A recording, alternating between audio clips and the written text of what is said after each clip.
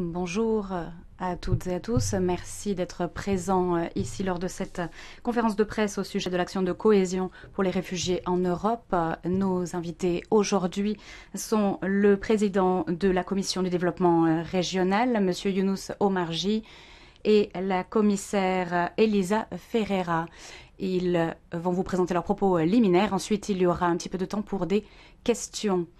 Donc tout d'abord, la parole est au président de la Commission. Nous avons souhaité cette conférence de presse conjointe, la commissaire Ferreira et moi-même, à la sortie du vote en plénière, puisque nous considérons que c'est un moment important pour l'Union européenne, un moment important pour la politique de cohésion. Et je veux rappeler aux journalistes que le vote est un vote à la quasi-unanimité en faveur de CARE, pour 562, contre 2, abstention 3. Ce vote redit que la situation actuelle de la guerre en Ukraine est un accélérateur d'unité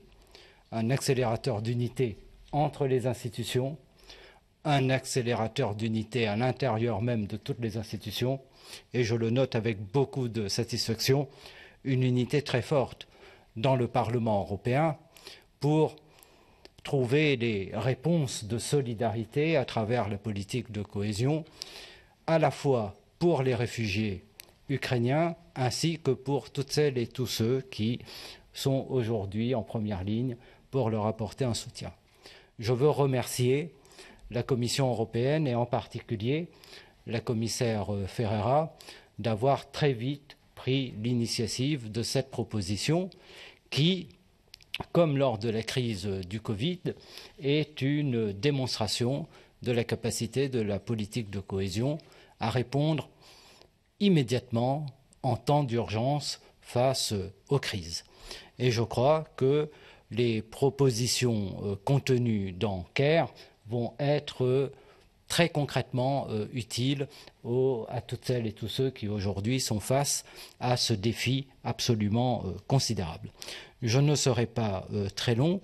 Je veux souligner que, bien sûr, ce programme CARE sera accompagné d'un nouveau train de mesures, CARE 2. Je remercie là encore la commissaire Ferreira d'avoir entendu aussi la demande des députés européens lors de la réunion que nous avons eue en commission régie, et au final, l'Union européenne fait la démonstration qu'elle ne laisse tomber personne dans ces temps extrêmement difficiles et que la solidarité s'exprime, qu'elle est présente et qu'elle continuera à être présente.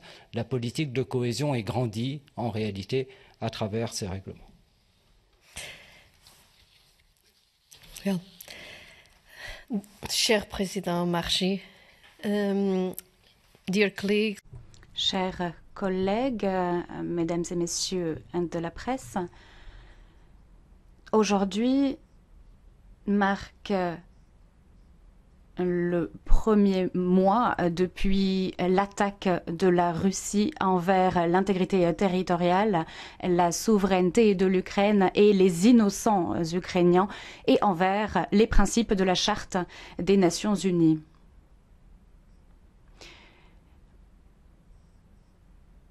La souffrance de millions de personnes qui doivent fuir la guerre, la destruction, et parmi eux de nombreuses femmes et enfants, ces personnes cherchent un abri en Europe.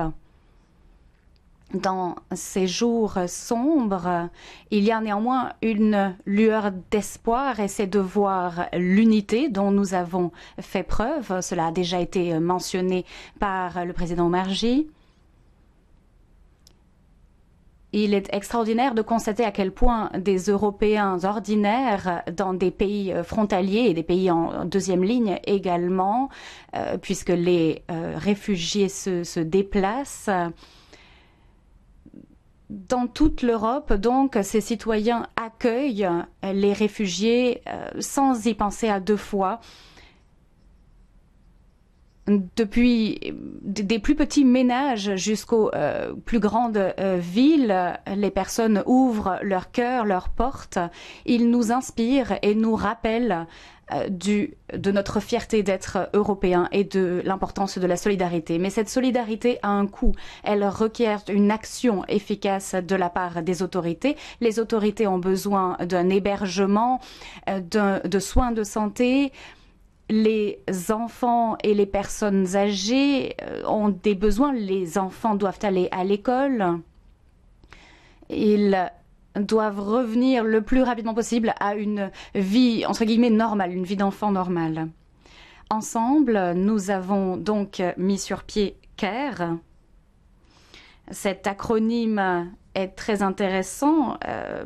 Cela signifie donc l'action de cohésion pour les réfugiés en Europe et cela permet aux États membres une souplesse accrue dans l'utilisation des fonds de cohésion pour la période 2014 à 2020, y compris le fonds social et le fonds de cohésion par exemple. Et cet instrument peut permettre de financer des investissements pour l'accueil des réfugiés. On a pu financer d'ores et déjà des produits nécessaires, des infrastructures, l'éducation, l'emploi, l'inclusion sociale, des services à la personne. Et CARE s'appuie sur une simplification des procédures et sur la flexibilité donc de l'utilisation des ressources. Et ce, depuis le premier jour de l'invasion. Les États membres peuvent également compter sur un cofinancement de 100% pour une année supplémentaire. Cela inclut les ressources au titre de REACT-EU. Les 10 milliards 2022 peuvent immédiatement être utilisés pour financer ces actions si les États membres le souhaitent.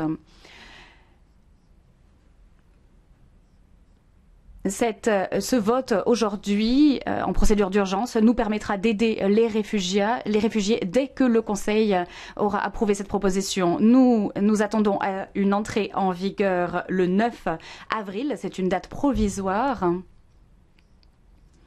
Et à ce stade, j'aimerais remercier le Parlement européen et en particulier le président Younous Omarjee, de même que la commission Régie, pour leur soutien sans faille et la rapidité d'action dans cette situation d'urgence. Cela s'est fait suite à une autre situation d'urgence, l'approbation de CRI et CRI+. La situation se détériore, le nombre de réfugiés croît encore.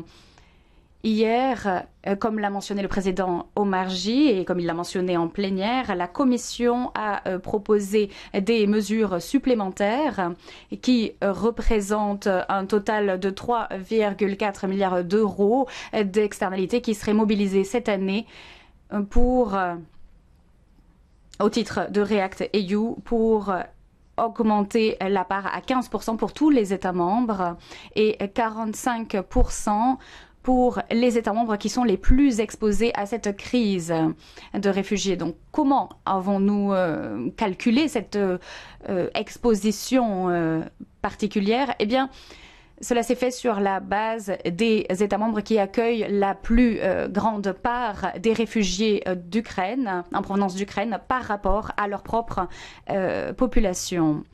Il s'agit ici d'alléger la pression sur les budgets des États membres. Nous comptons ici encore une fois sur le soutien du Parlement et du Conseil. Et je vous remercie encore une fois de votre présentation en plénière aujourd'hui. Je conclurai en vous rappelant tous qu'il n'y a pas de substitution à l'accueil chaleureux et aux portes ouvertes des Européens. Les populations, les individus, les administrations dans les pays, les ONG, tous font de leur mieux pour aider les réfugiés. Il faut souligner la bravoure des Ukrainiens qui se battent, des Russes qui protestent, qui manifestent contre cette guerre illégale. Ces efforts sont remarquables. Ils ont besoin de notre soutien. Nous nous rendrons en Pologne tous les deux la semaine prochaine pour faire passer ce message de solidarité de la part de l'Union européenne vis-à-vis des réfugiés. Nous avons réagi aussi rapidement que possible pour activer les fonds de cohésion afin de partager les coûts et les efforts. L'Europe est le berceau de la solidarité et c'est notre devoir moral que de continuer à les soutenir. Je vous remercie tous. Merci à vous personnellement. Merci de votre engagement. Je vous remercie. Alors nous allons laisser la place aux questions. Pour ceux qui sont connectés en ligne, il y a un bouton lever la main. Mais avant d'aller en ligne, je voudrais savoir s'il y a des questions depuis la salle. Cela ne semble pas le cas. Une question de la part de Hansens Pascal. Quel est le média que vous représentez et à qui vous souhaitez adresser votre question? Vous m'entendez? Oui, c'est bien.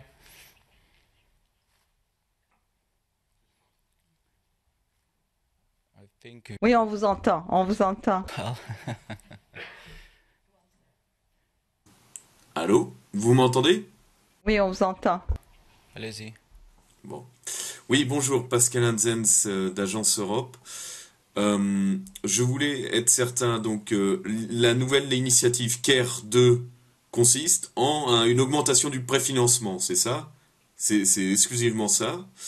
Et ma deuxième question, c'est au sujet en fait de la situation de certains États membres qui ont déjà utilisé une très grande partie ou la totalité des fonds existants dans le budget 2014-2020 de la politique de cohésion. Par exemple, je crois que c'est le cas des pays baltes ou de la République tchèque. Est-ce que la Commission cherche à apporter une réponse pour ces pays pour les aider? Et aussi, ces mêmes pays, des pays de l'Est, disent que que c'est un peu injuste de ponctionner dans une politique de cohésion qui vise des objectifs structurels et à aider ces pays à rattraper les États membres de l'Ouest, alors qu'ils sont dans le même temps confrontés à une vague de réfugiés sans précédent. Et certains, comme la Slovaquie, demandent qu'on crée un fonds spécifique pour les aider. Est-ce que vous réfléchissez à ce genre de solution? Je vous remercie. Merci. Pour votre question qui s'adresse principalement à la commissaire européenne, je veux tout de même souligner que le premier train de mesures CARE est un règlement utile, salué par les États membres. Bien sûr, et c'est le constat partagé que nous faisons avec la Commission, ce règlement n'est pas suffisant et c'est la raison pour laquelle immédiatement la Commission a proposé une continuation avec CARE Plus qui vise effectivement à pouvoir libérer, injecter des milliards d'euros immédiats par des préfinancements. Mais ces deux règlements sont parfaitement utiles.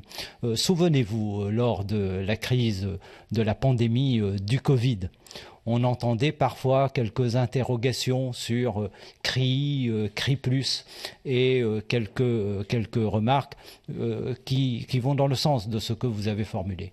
Avec le recul, je pense qu'on peut dire que cette intervention d'urgence a été d'un grand soutien pour l'ensemble des États et l'ensemble des régions et villes en Europe, et je suis certain que CARE comme CARE Plus seront utiles. Ensuite, bien sûr, l'ampleur de la crise est telle que la politique de cohésion ne peut être la seule politique mobilisée pour faire face à l'ensemble des conséquences qui vont impacter le continent européen et l'ensemble des États membres.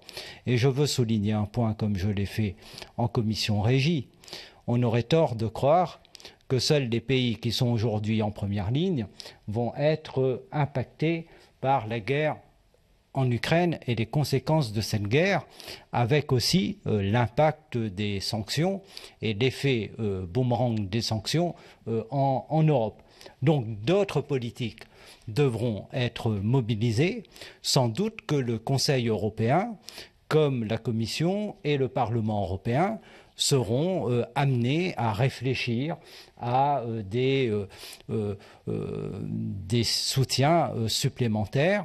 Mais nous n'en sommes pas là. Nous réagissons pour le moment en temps de crise face à une situation humanitaire qui est absolument catastrophique, dramatique. C'est notre devoir d'être présent et nous le sommes.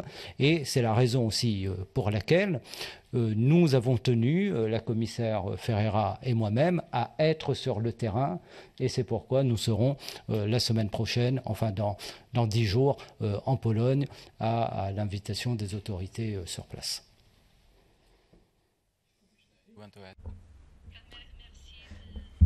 Vos questions. En fait, je crois que le président Omarjee a déjà répondu avec beaucoup de substance aux questions que vous avez posées. Je vais essayer de détailler un peu quelques aspects. C'est vrai que la politique de cohésion est une politique de long terme, c'est une politique structurelle, mais on a décidé ensemble, avec le Parlement et avec le Conseil, d'utiliser les fonds qui sont déjà disponibles, exactement pour répondre aux situations d'émergence. En première ligne à l'émergence sanitaire et maintenant à l'émergence de la guerre. Alors, ça ne fait pas que la politique de cohésion soit la politique d'émergence de l'Union européenne, mais ce serait très difficile d'expliquer aux citoyens si on n'avait pas pris ces initiatives et si on ne pouvait pas utiliser les fonds qui sont disponibles. Et c'est à la marge du volume global de fonds qu'on les fait ou qu'on autorise les États membres à les utiliser pour l'émergence, avec beaucoup de flexibilité, avec des financements à 100%, et ça est très reconnu par la plupart des États membres. Vous avez fait référence à la possibilité, c'est ça surtout l'objectif de CARE. Il serait très difficile d'expliquer qu'on a besoin de plus de fonds et après, à la fin de 2023, avoir des fonds qui étaient disponibles et qui n'étaient pas été utilisés par plusieurs raisons, des raisons qui sont imputables aux pays membres, aux unités de gestion ou même à des procédures qui n'étaient pas correctes. Alors, cette possibilité offre aux pays membres l'alternative, la possibilité d'utiliser des fonds qu'ils croient ou qu'ils peuvent reprogrammer inclusivement. S'il y a un grand projet qui un pays comprend qu'il ne peut pas être fini jusqu'à 2023, il peut les couper en deux et le transférer la deuxième partie pour la prochaine période de programmation qui est déjà là, c'est 21-27 comme vous le savez. Alors chaque pays a sa situation, mais c'est vrai que tous les pays de l'Union européenne viennent d'obtenir la deuxième tranche de REACT et REACT, il peut immédiatement payer, et c'est ça qu'on fait, payer ces investissements et ces appuis aux réfugiés. La pression qu'on fait au niveau de la politique de cohésion et au niveau de la Commission, c'est aussi au niveau des différents États membres de finaliser les accords de partenariat sur lesquels on est en train de fermer une quantité de programmes. On a seulement signé le programme de la Grèce, vous le connaissez, et après il y a des ralentissements. Alors de notre côté, du côté de la Commission, on donne comme priorité de finir ces accords de façon que les éligibilités de cette nouvelle période de programmation qui sont rétroactives au 1er janvier de 2021. Alors il y a des fonds disponibles à côté. Alors si on peut les utiliser immédiatement, ça serait vraiment très important. Un dernier mot pour souligner ce que M. Omarjee a déjà dit, que la politique de cohésion, en vérité, ne peut pas être la seule à répondre aux émergences. Il y a d'autres, bien sûr. Il y a la politique d'émergence et d'asile et tout ça qui est activée. On se concentre sur notre contribution pour une aide qui est globale de l'Union européenne dans l'esprit de solidarité. Mais bien sûr, c'est aussi au Conseil, au Parlement et à nous de discuter.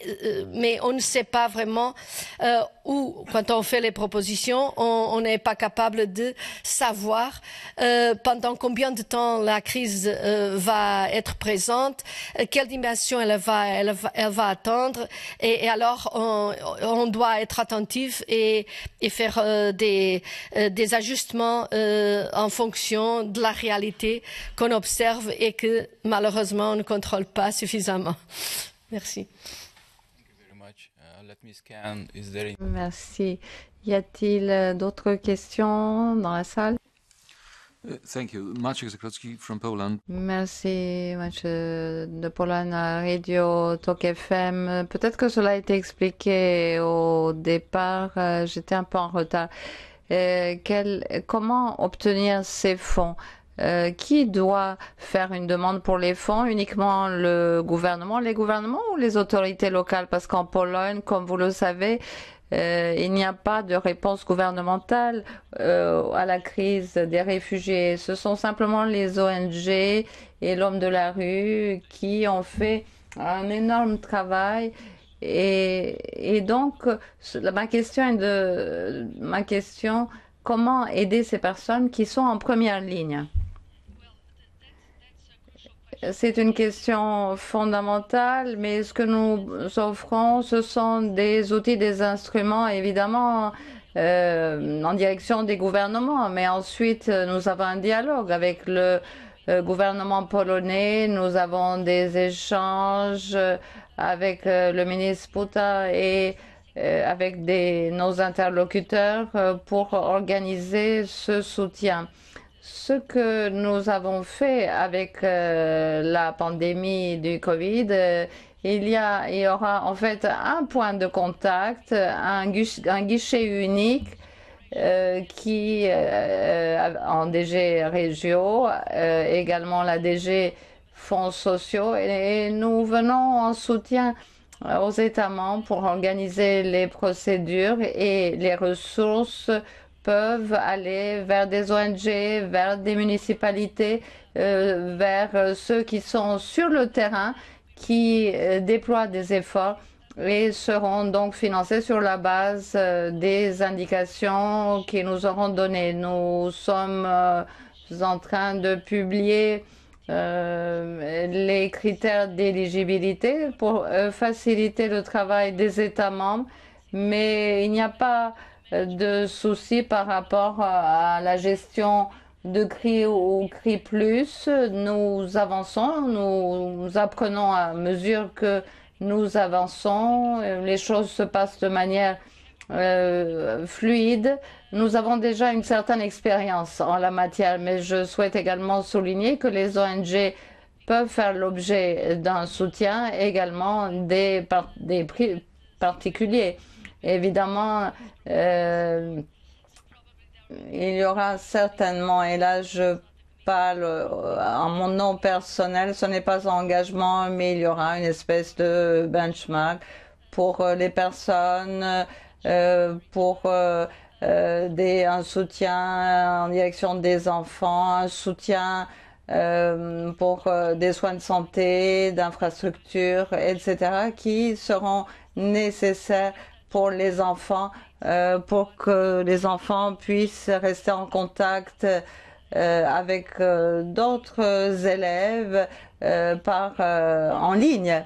Donc, pour l'instant, nous échangeons avec les États membres. Erasmus Plus aussi donne la possibilité, offre la possibilité aux enseignants ukrainiens de se déplacer et d'organiser des cours ouverts aux enfants. Donc, nous sommes ouverts à toute une série de solutions et pour faire en sorte d'atteindre toutes les personnes qui en ont besoin. Les personnes âgées aussi font partie de notre travail et également Nous